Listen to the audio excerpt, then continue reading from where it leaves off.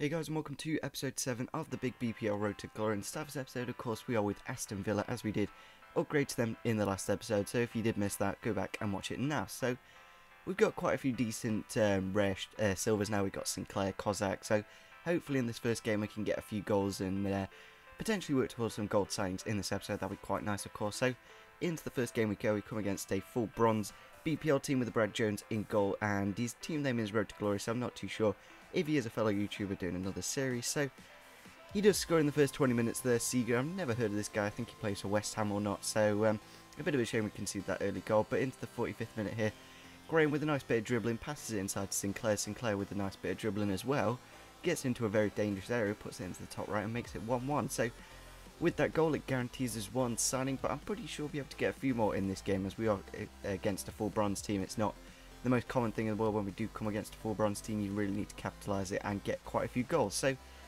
we do unfortunately concede the goal here in the 50th minute of the match. He just passes it straight to that Leicester striker that we did actually use earlier on in this series, and he makes it 2-1. But into the 68th minute, Graham on the going into the box, a beautiful ball into the box. Grealish is there to head it in and make it 2-2. So a really good header, and we head into the 70th minute of the match here. Unfortunately, we lose this game somehow. I don't know how, but he just does a nice bit of skill with that 54 rate of player.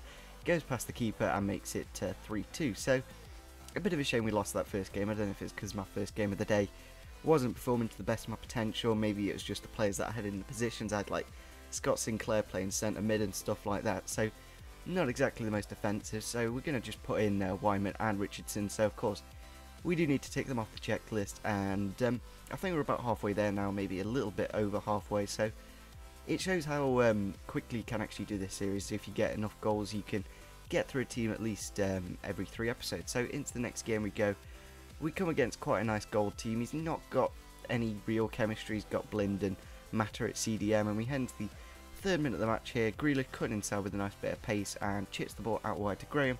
Graham gets the ball back into the box, and Wyman makes it 1-0, so a great start to his debut. I'm not 100% sure where I should really be playing Wyman. I would ideally want him as like a left winger or a right winger, so he could play the 4-3-2-1, but nevertheless I think I'm going to be playing him at like the striker position. And we head into the 19th minute of the match. Scott Sinclair, beautiful bit of pace, gets it across to Kozak, makes it 2-0, and this guy just couldn't defend. He was just one of the worst players I've ever played against on this game, and we really do capitalise in this game. And we head into the 23rd minute of the match here.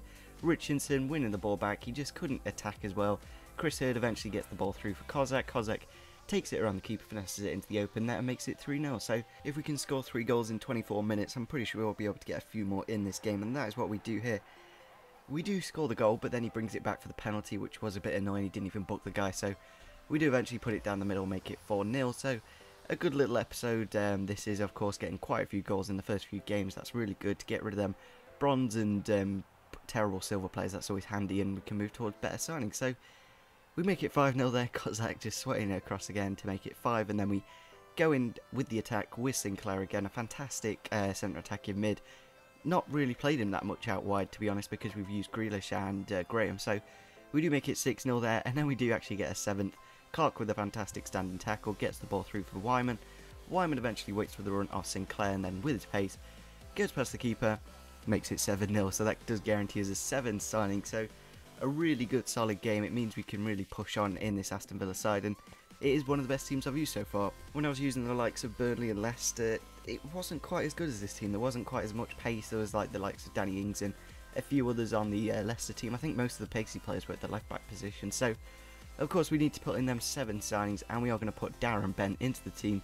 And of course we do need to tick them players off the checklist, leaving only Joe Cole, Delphin, Zombia, Sanchez, Guzan, Blanc and Benteke. So not many to go. This Aston Villa team has really done well, and we've been able to get rid of a lot of goals. So of course we need to head into the next game with the Bonglahor and Darren Bent up front. A very good attack, and Okore in the defence. So I just don't see how we can lose with this fantastic amount of pace in the attack and the defence. So into the 5th minute we go. Darren Bent with a nice goal to make it 1-0. So great start to the game, guarantees us that 1 silver player, only leaving the gold players now. So hopefully in this game we can push on and get quite a few goals, and that is what we do. Extend the lead here in the 34th minute. Bonglahor again just pacing it. Very similar goal, just puts it across to Darren Bent, who just, he can finish. He's one of them players that can really just put the ball into the back of the net wherever he is in the box. So into the 45th minute we go, putting the ball through for Bent. makes his hat-trick. What a fantastic start to his career. And that is how the game does end. So a bit of a shame we couldn't really get a few more goals in the second half, but I think it's nice. It gives us a chance to play with a few goal players, not just like go straight through to the cup and of course move on to the next team, which is QPR, I believe. So of course we need to make 3 signings, so that's always nice. A nice 3-0 win, and Joe Colton, Zombia and Delph. So I was tempted to like change the formation, but then I thought we can't really use Joe Colton if we change the formation. So I think we did actually get Okore sent off in that last game, which is a bit of a shame, but nevertheless gives us a chance to play with a few other players, and we've only got 4 signings remaining. So into the next game we go. We come against a full silver team. It has got a lot of pace. I think his attack has a combined pace of like 93, so wasn't hoping too well in this game, especially when we got Okore sent off in the last one. It was a bit of a shame, of course, but we do give away a penalty here in the 13th minute. I'm not too sure how. If you want to watch that back, he literally got the ball, got nothing else, and yeah, he gave us a penalty, and then makes it 2-0. Not really looking too hopeful in this game. Maybe we can get a couple of consolation goals or something.